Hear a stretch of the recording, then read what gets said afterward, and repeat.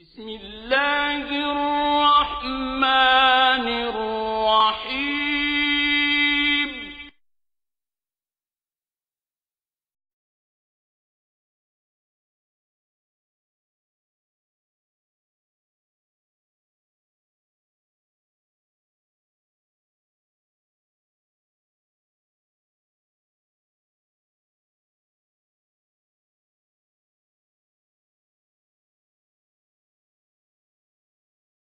بسم الله الرحمن الرحيم يا أيها الذين آمنوا إذا نودي للصلاة من يوم الجمعة فاسعوا إلى ذكر الله وذروا البيع ذلكم خير لكم إن كنتم تعلمون فإذا قضيت الصلاة فانتشروا في الأرض وابتغوا من فضل الله واذكروا الله كثيرا لعلكم تفلحون. الزهد رأسه والحياء عينه والحكمة لسانه والرأفة فمه والرحمة قلبه ثم هشاه وقراه ب10 أشياء باليقين والإيمان والصدق والسكينة والإخلاص والرفق والعطية والقنوع والتسليم والشكر ثم قال له أدبر فأدبر ثم قال له أقبل فأقبل ثم قال له تكلم فقال الحمد لله الذي ليس له ضد ولا ند ولا شبه ولا شبيه ولا كفء ولا عديل ولا مثل ولا مثال الذي كل شيء لعظمته خادع ذليل فقال رب تبارك وتعالى وعزتي وجلالي ما خلقت خلقا أحسن منك ولا أطوعني منك ولا أرفع منك ولا أشرف منك ولا أعز منك بك أوحد بك أوحد وبك أعبد وبك أدعى وبك أرتجى وبك أبتغى وبك أخاف وبك أهذر وبك الثواب وبك العقاب فخر العقل عند ذلك ساجدا وكان في سجوده 1000 عام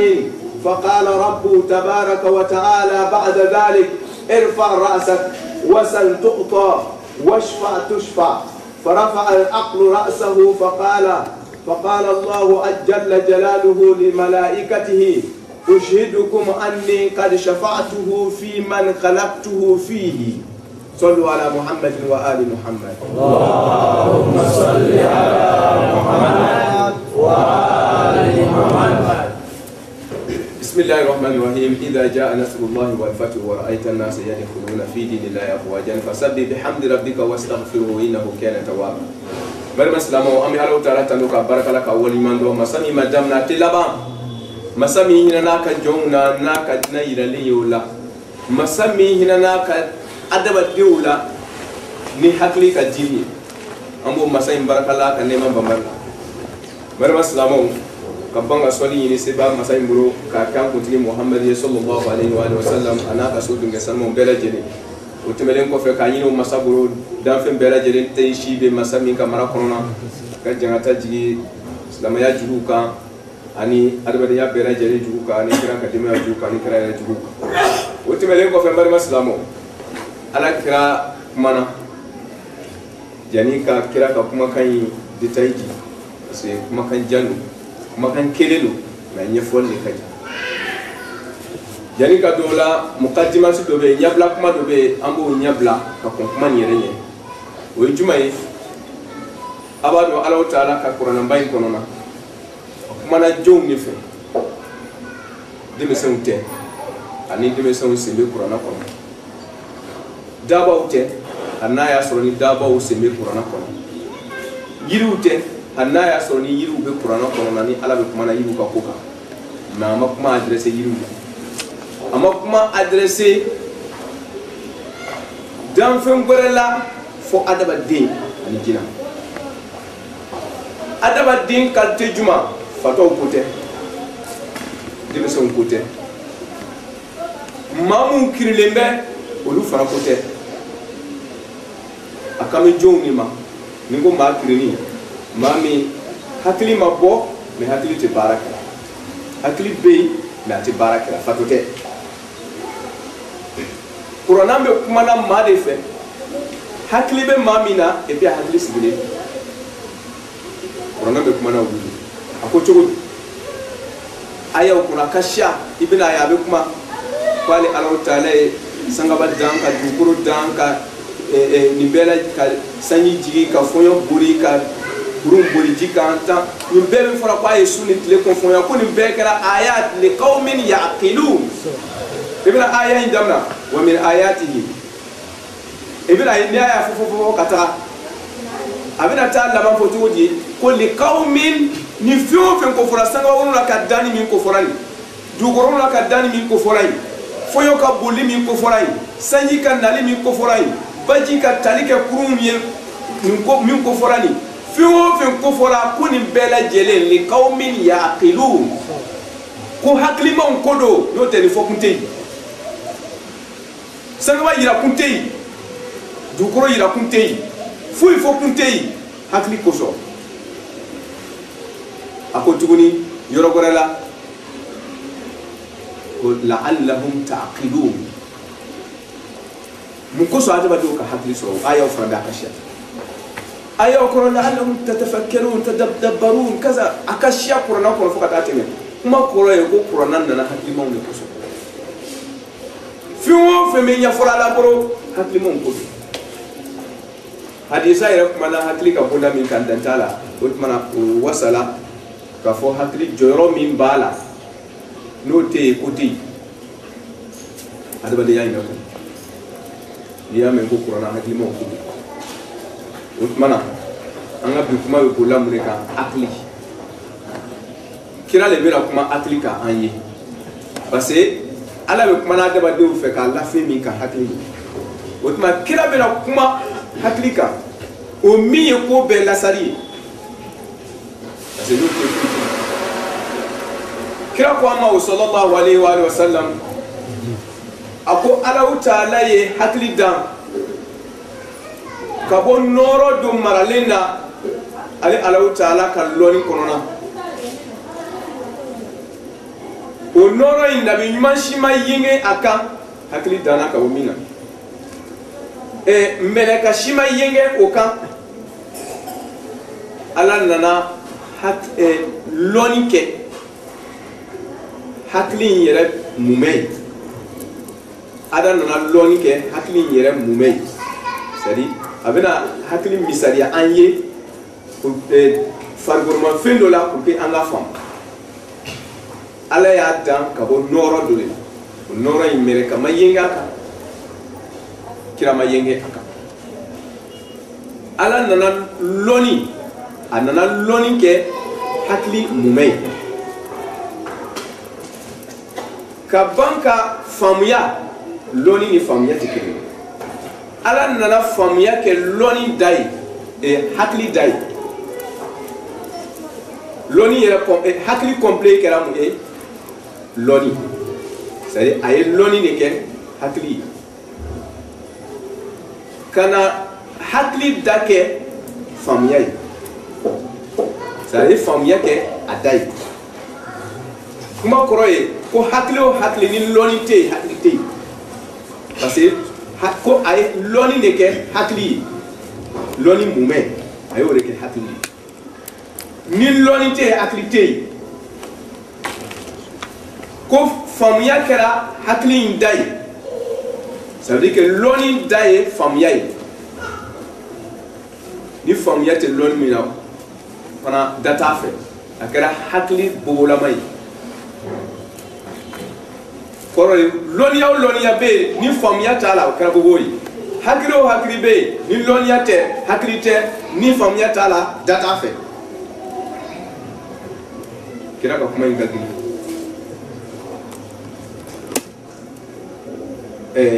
non a ye hakɛ to nka dɔɔnin kɛ wal fahma ruhu ma se da ma ko a ni n ko lɔnni yɛrɛ mun bɛ oui hakili yɛrɛ mumɛ a y'o kɛ lɔnni ye c'est à dire lɔnni dilan k'o kɛ hakili yɛrɛ mumɛ ye ni min donna hakili la ka hakili kɛ k'o kɛ ni hakili ka ni ye k'o kɛra faamuya ye faamuya in tɛ da ye n bɛna se da ma ko ni min donna hakili la kɔrɔ de ye ko ni min donna o lɔnni tɔgɔ in na ni lɔnni min kɛra hakili ye ni min donna a la k'o de kɛra faamuya ye kɔrɔ ye ko ni faamuya tɛ lɔnni min na o lɔnni tɔgɔ salen don a kɔni sawura bɛ kɛnɛ kan hakili b'a la mais a salen don kɔrɔ de ko lɔnniya bɛ yen mais lɔnniya in ɲɛnamayalen tɛ o ye faamuya t'a la ni t'a kɔnɔ ko hakili ni ye faamuya ye tuguni a ko wa zuhudu ra'asa ala nana ban kira de b'a fɔra ten ko ala nana ban ka hakili a kunkolo kɛ ka ɲuguna kɛ a kunkolo ye ka ɲugu fɛn na ko a y'o kɛ hakili kunkolo ye kɔrɔ de ye ko hakilima o hakilima n'a tɛ ɲugu kunkolo t'a ka hakili la e de bɛ lɔnnikɛla ye e de ye faamuyakɛla ye e tɛ ɲugu fɛn bɛɛ de bɛ sɔri fɛn bɛɛ de b'a fɛ hali o ka diɲɛ d'i ma i bɛ dɔ wɛrɛ fɛ o tuma na lɔnnikɛla o lɔnnikɛla parce que hakili ye lɔnni ye a ni ye faamuya ye a kunkolo ye ɲuguli ye ni lɔnnikɛla ni hakilima ma ɲugu kunkolo t'i ka hakili na i ka hakili kunkolo tigɛlen don kira ko i ka hakili min b'i la kɛ ko a kunkolo ye ka ɲugu adamaden kan ka ɲugu mala sunya bolo ma ni kere-kere bɛɛ ye waradaba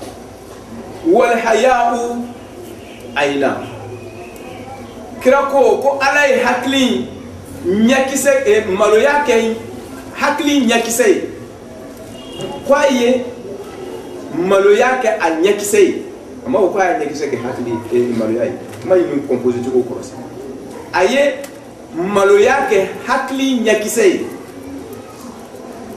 a bɛ filɛli kɛ n'o ye hakilima o hakilima ni maloya t'a la hakilima fiyentɔ o don hakilima fiyentɔ hakilima min tɛ malo kira ko ten sallallahu alaihi wa sallam o kɔrɔ ye faamuya ye hakili yɛrɛ lasari ye lɔnni ye hakili yɛrɛ lasari ye faamuya ye a ni ye ɲugu ye a kunkolo ye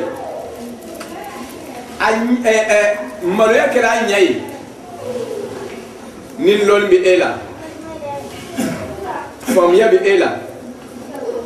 e bɛ ɲugu ka taa sɔrɔ i tɛ malo i fiyɛlen don i n'i ka hakili la hakiliman d'a ma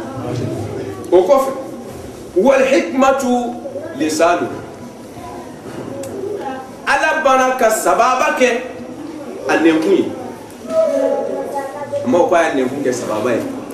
a ye sababa kɛ a nɛnkun ye bala ka kuma don a ye sababa kɛ a nɛnkun ye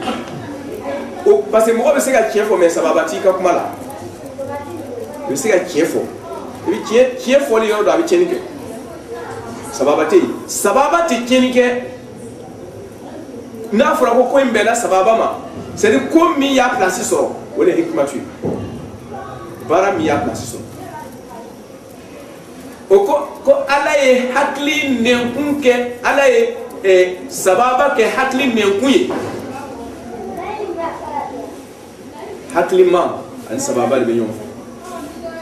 ni sababa tɛ hakili o hakili la bubu don nɛn t'a kun a nɛnden o de ye sababa ye hakili ka sababa bien wa ra'afatu famu sisan sera dama nɛnden bɛ lamaga dafuruku min kɔnɔ hakili dafuruku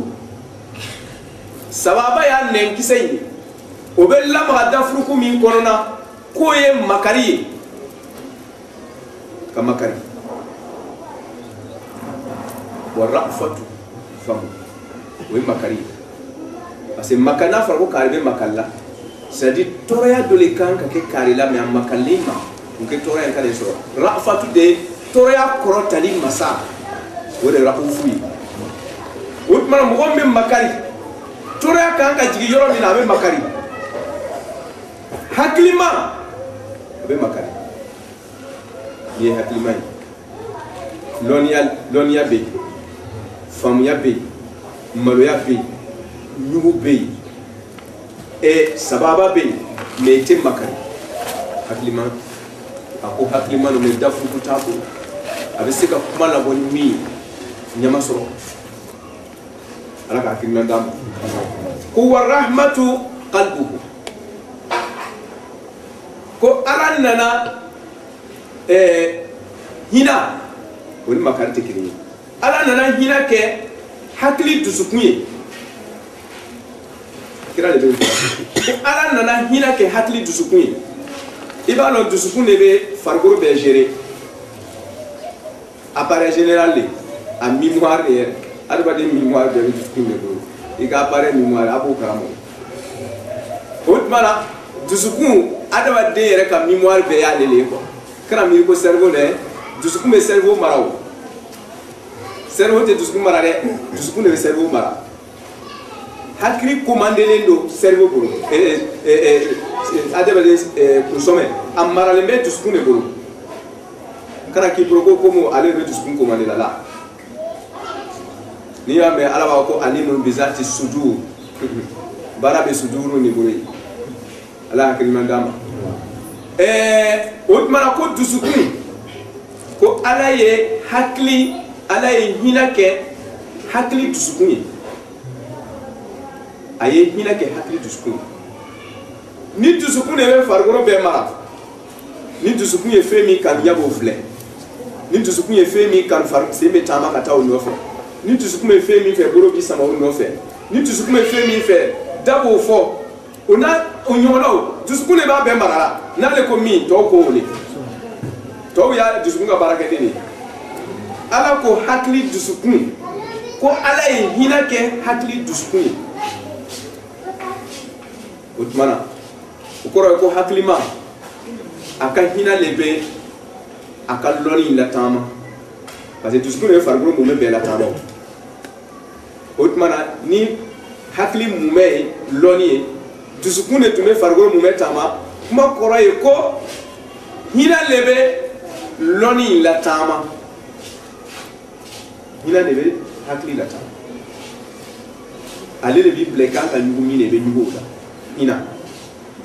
i kan ka sababa fɔ yɔrɔ min i b'a fɔ hinɛ a bɛɛ sigilen hinɛ de b'a bɛɛ kɔndi kɔrɔ de ye ko ale de ye sofɛri ale de b'a bɛɛ bila sira kan hinɛ tuguni a ko o kɔfɛ kira a y'a a sawura an ye ten hakili sawura ye ten k'o kɔfɛ ala nana hakili fɛrɛ labɔ k'a biye a y'a fɛrɛ labɔ k'a masiri ni masirimanfɛn tan ye c'est à dire a ye fani tan don a la k'a masiri n'o ye complet tan a ye hakili fɛrɛ labɔ ni complet tan ye a biye ni b'o la chaque fois la hakili man da ni silamɛ faamuya ko ɲuman ala k'o d'a ma a ko a complet premier o de don bɛ hakili bɛɛ a dugumala complet kɔrɔ a dugumala i bɛ min don kɔnɔna k'o tɔgɔ ye ko aliyaqin danganiya o sanfɛla min bɛ yen o tɔgɔ ye ko al-iman an tɛna définition caman di yan quoi parce que kutuba ka jan an bɛna a lasurunya mais ni développement a faamuya ɲinibagaw bɛ se k'a ta k'a faamuya ɲin'a la kɔfɛ o tuma na filanan masiri filanan min donnen bɛ dɔ in sanfɛ o ye limaniya ye a sabanan a se de tiɲɛ ni sababa tɛ kelen ye n ka sababa fɔ yɔrɔ dɔ de tiɲɛ a masirina sabanan ye o wa sakina sabati mafa o y'a naaninan ye wal ikhlas kɔnɔnagɛn o ye a jurunan ye wa rifku o ye rifku ka hinɛ sugu dɔ lo ka makari sugu kɛ mɔgɔw la i tɛ kow gɛlɛya ka taa ni ko ye dɔɔni dɔɔni o de ye rifku ye ka taa n'a ye dɔɔni dɔɔni nɔgɔya rifku nɔgɔya la utma ayin noye aka ko be ka no utma ayin noye ke abine wal atiyat wal atiya soni dili ayo ke ka aka leke do gore ko fara do do insan ko wal qunu' kana qunu' kari ayo fana ke amma sinan do gore ko fara bin hatti abinu to kari ko leke ba ka wat taslim som kelime ka som ko leke ba ka som leke do ala ya abinu wa shukr barakallah kera ka tobe da tumuri sa mana hakili ma ni ko kara ga barakallah sa asafe la masile parce que fion fora ke hakili ma ni kire be barake ni yeni kire to ya ni sa abi man kire farana ala hakili man dan islam ni yeni kire o kire mi ko fora mangutu la nayi jendo ika complet kire farala hakili ka complet kire farala laka hakili mandama hakili masiri ko nyuma ko twana ala ko kai ulasa mana sube burma o ko fe ala o taala yi kanto a dan ko fe kablati pro ana maslima so be da fara kabla ala yi kanto hakili masisa kwa ki kodo ayi kodo kwa ki nyashi ayi nyashi ala ma okay ala ko hakili ma ko kuma na akakan mafo hakili ko alhamdulillah akanya foro hakili kanya foro mike ko ale be ala taala barakala sedi masabata no biala tanu dum bayisa hakili mon ko do ha no te do be do ni kera hakili mon ko do hakili dira mumma we hakili barake ru bala tanu mai antu bala tanu ko ngi fora اللهم أهل الكبرياء والعظمة على كان كهكري ما يسا هكري كايا فرو أكو الحمد لله أكو على الله تعالى وريمانو كبارك الله الذي مسمي ليس له ضد فلانتي مسمينا ولا نيد تلتالا هكري يوقفو ولا شبه بنيو يتالا ولا شبيه بنيو يبغتالا ولا كفو كينيو يتارا ولا أديل سمانيو يتافه ولا مثل يتافه ولا مثل يتبوشناي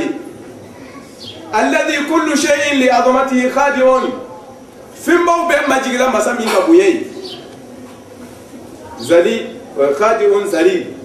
فيمبا بيا ماجي كاير دويا مسامي كابويي قال بو مسالي تالو حكي بابو تالو فقال ربك تبارك وتعالى ستي مساي كانتو اكو وعزتي وجلالي مسباي كانتو اكو علي كلاك سبايا ناكبويا ما خلقت خلقا قال على مدانك دانسونا احسن منك من كاين كتمه ايه هتلين كذا مغدوم من غفران الله دكا ولا أتوى لي منك قال على مدام فندا مين متو على تعالى كان يمريا كوكا إيبو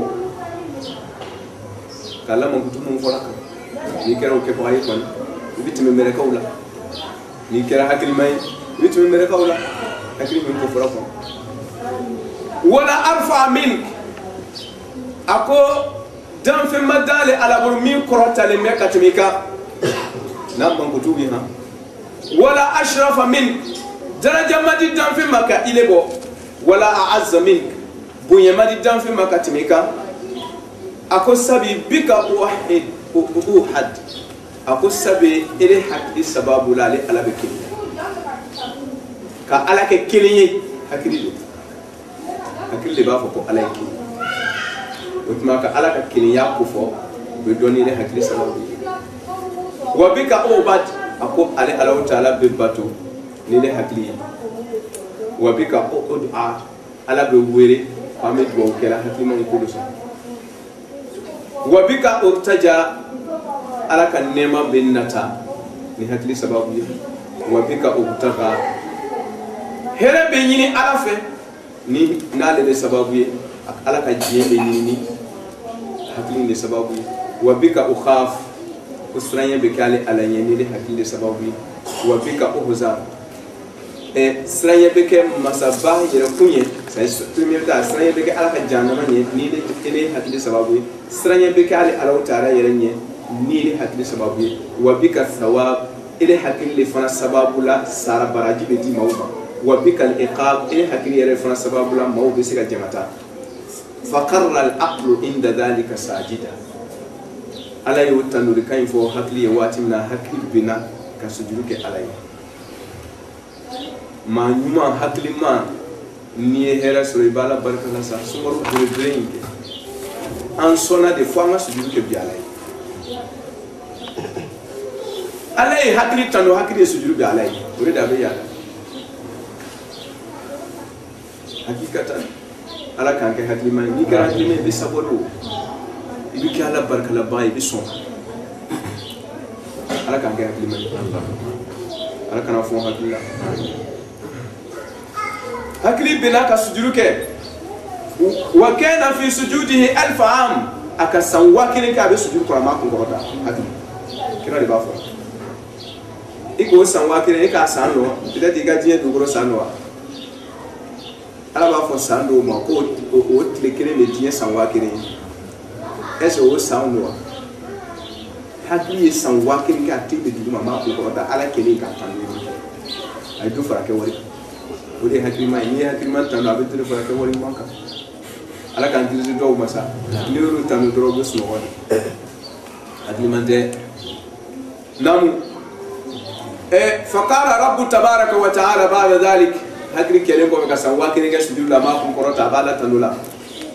Allah taala yi kan do hakili ma ko e fara sa yi kun korota akan yugo kumoro ebe yugo ko juwa ko sobe kun korota wasal tuqa ko fumo fe ga hakili je ko kayina le ala fa ala ba jam ni kira hakili ma ni buru jan ala ba jima parce que abebe tenesra man ko hakiri me kun korota ni ko mi ale alabaji kira kuti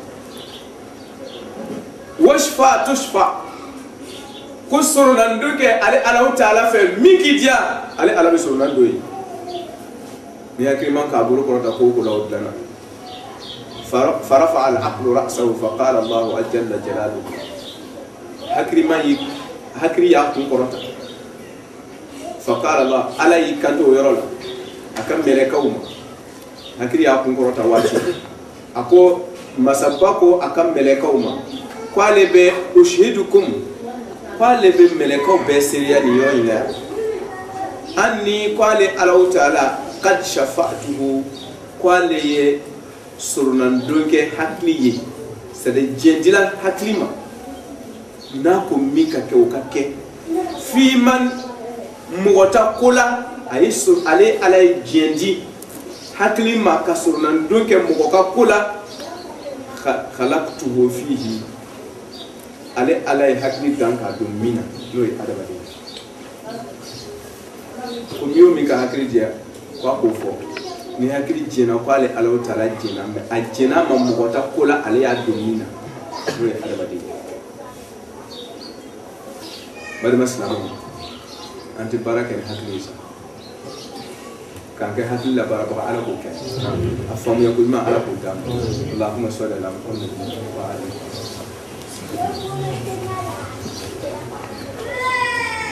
الحمد لله رب العالمين الحمد لله رب العالمين إخوة المؤمنون طبعا هذه الخطبة الأولى تبين كمقدمة وليس كمقدمة أريد أن أشير بهذه الخطبة على أن الإنسان إذا لم يعمل بعقله فسوف سيتيح في الهواء ويمشي به الريح في مكان سحيق يخطفه الطير إذا لم يعمل بعقله. فالإنسان العاقل هو الذي يعمل بعقله في شريعته لا يتصرف كمن ليس له عقل. فلذلك ترون في هذا اليوم الكثير من الناس لم يعيدوا بل فعلوا العيد أمس، ومن الاحتمال أن بعضهم يعيدون غدا. لماذا؟ يحتاج إلى العمل بالعقل. العقل حجة على الخلق. نسأل الله سبحانه وتعالى أن يجعلنا من العقلاء. مرمى سلامون كتبكم فرو نانيو فام جولا avec sababu ye flana min bena foyi o be fam o kera ko min yablali ba flana ni te dogore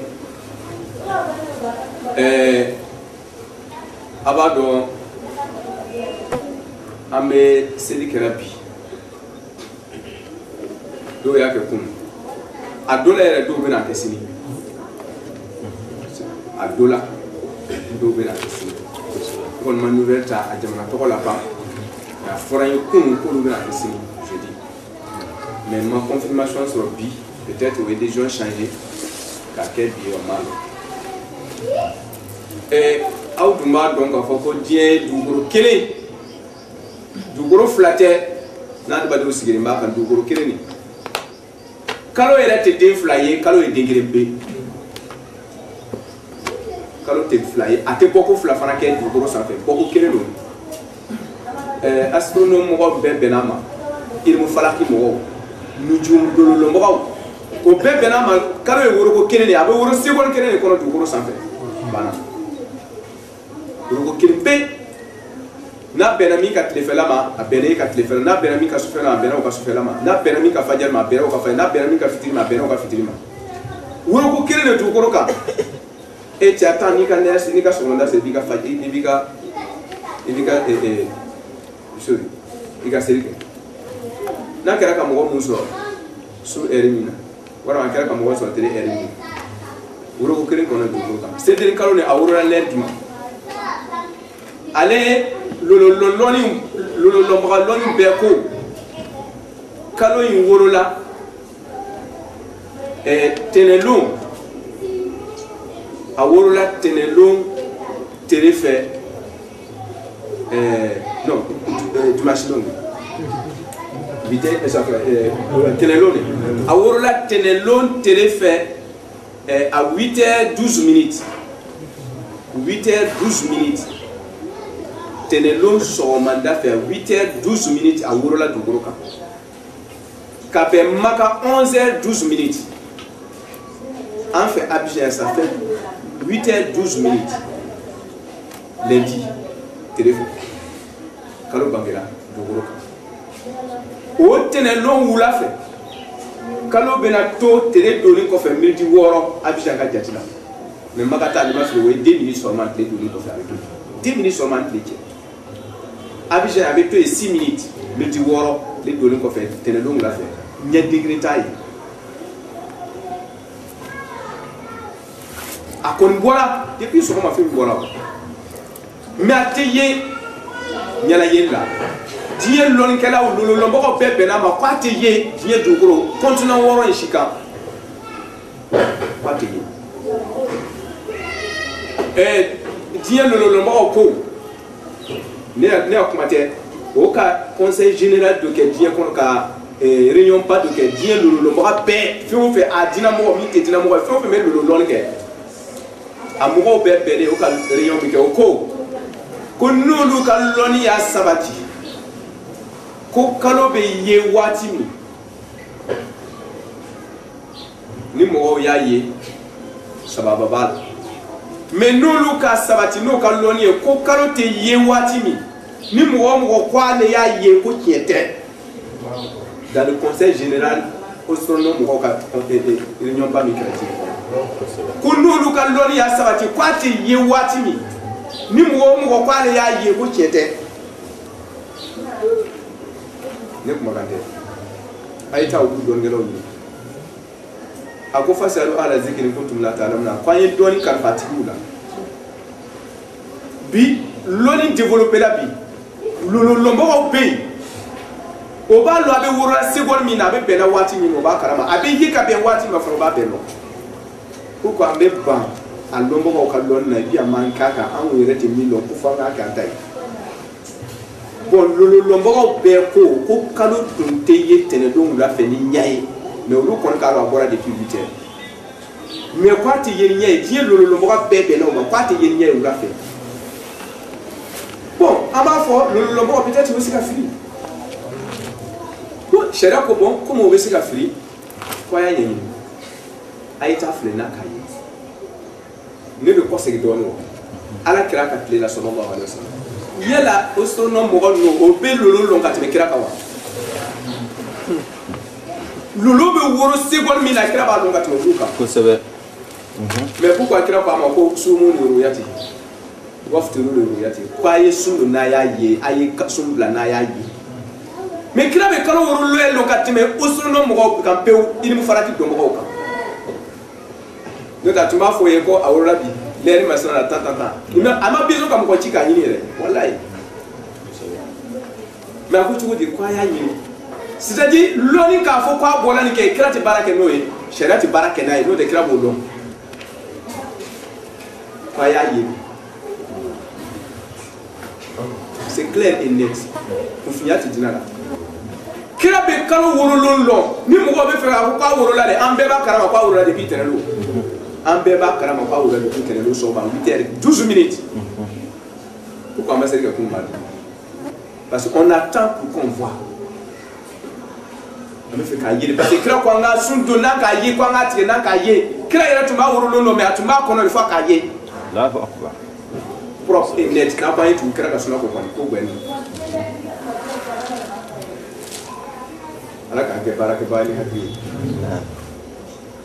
o la sa n balima silamɛw ni mɔgɔ min ka danganiya sɔrɔ k'ale k'a ye tɛnɛndon wula fɛ a b'a ka seli kɛ dimanche kɛ parce que il fɔra ko n'i k'a ye i b'i ka seli kɛ tarata fɛ e yɛrɛ ye danganiyara ko k'a ye mais ne ma danganiya ko k'a ye o tuma ne b'a kɔnɔ n ka danganiya sɔrɔ ko k'a ye ne bɛ n ka seli kɛ n'a y'a sɔrɔ supposons misaliya lo sariya kiti o usul fiki babu ni adamaden danganiyara ko dɔ kan ni ka lɔnniya ye danganiya dɔ d'i ma ka taa sɔrɔ ala fɛ fu don n'i ye baara kɛ n'i ka danganiya ye ala t'i minɛ usulmɔgɔw ko ten ilimu usul la fiki usul fiki la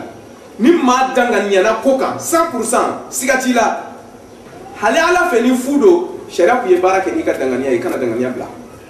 i bɛ baara kɛ n'i ka danganiya ye ala bɛ yafa i ma de parce que i seko tɛ i se ka danganiya bila ka ko wɛrɛ kɛ sariya bɛ yafa i ma de a t'i minɛ o tuma na mais ni danganiya t'i la n'i ka baara kɛ hali ni sababa don ala b'i minɛ parce que i ka baara kɛ ni siga ye ala tɛ bato ni siga ye kosɛbɛ o tuma na sumu ni ruyati waftiru ni ruyati o tuma na hakilimaw de dun don o tuma na mɔgɔ min bɛna bila ka kalo ye kumana surunya bolo ma mɔgɔw danamɔgɔw don n'importe qui bɛɛ tɛ n'a fɔ ko kalo bɔra an bɛ baara kɛ n'a ye sariya ko idha ja'akum fasiqun binaba'in fatabayyanu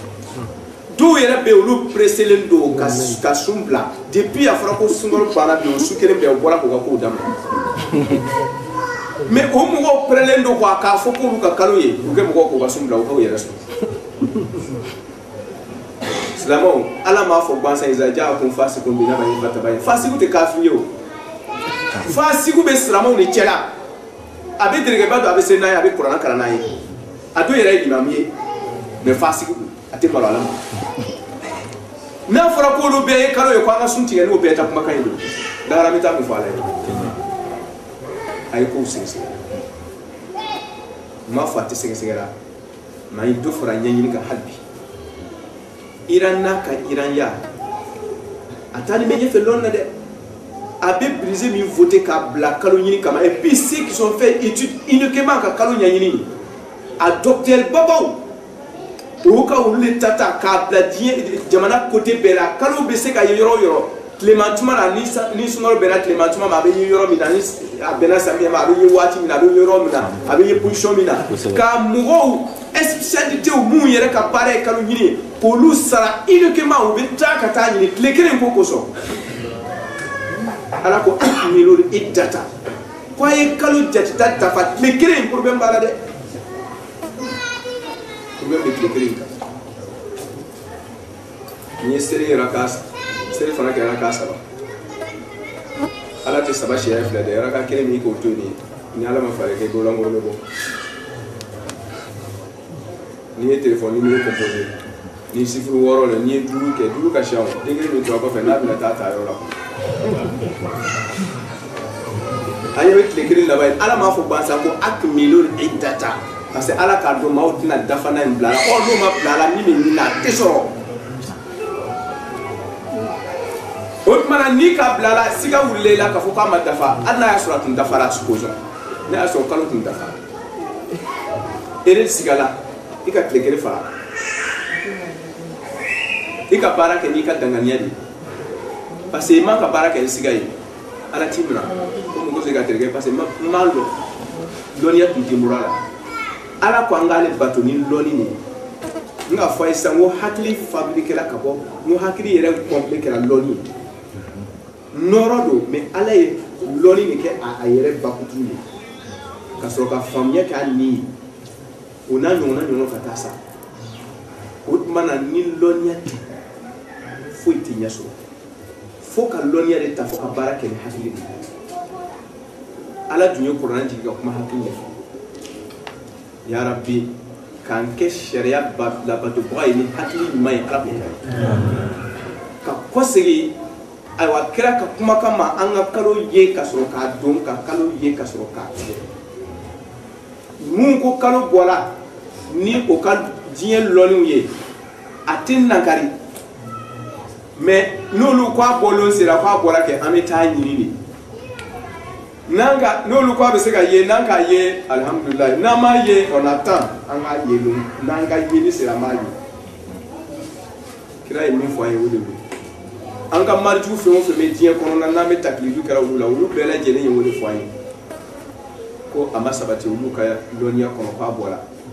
o y'a f'u ye ka a ɲinibaga bɛrɛbɛrɛw bɛɛ bila kama diɲɛ kuntan ni fila o m'a ye o tuma na kunun wula fɛ ne yɛrɛ kɔni k'a ye ɲɛ la n m'a fɔ mɔgɔ wɛrɛ ne yɛrɛ kɔni ɲɛkisɛ ka kalo ye kunun wula n k'a ye yanni n ko n bɛna fitiri yɛrɛ n ma sɔrɔ ka fitiri yɛrɛ sɛnɛ o y'a sɔrɔ a jigila kama ka kɔn fitiri sɛnɛ a jigila étage kɔfɛ bin tun yɛrɛ sanfɛ de ka sɔrɔ ka filɛ dɛ ka kɔnya fitiri sɛnɛ a jigila parce que kun a kan ka 48 minutes de kɛ sanfɛ miniti 48 a b'o de kɛ sanfɛ kunun wula ka don o la ala ka hakili mɛn d'a ma minnu y'a kɛ cogo ɲɛdɔn k'a kɛ ala k'olu ta ma minnu yɛrɛ firila ala k'o fana taw minɛ o hali ni baraji tɛna sɔrɔ ala ka yafa o bɛɛ ma an bɛ dugawu kɛ a ɲɛdɔn cogo ɲuman k'a di an bɛɛ lajɛlen ma ala k'o kɛ an ye ala k'an ni silamɛw jɛ kan da ala ka laban ko mɛn d'an bɛɛ ma ayiwa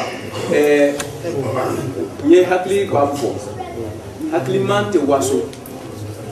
hakiliman tɛ yaada k'a fɔ ko wayi an ka kalo ka sɔrɔ an ka dangana sɔrɔ ka sɔrɔ ka seli kɛ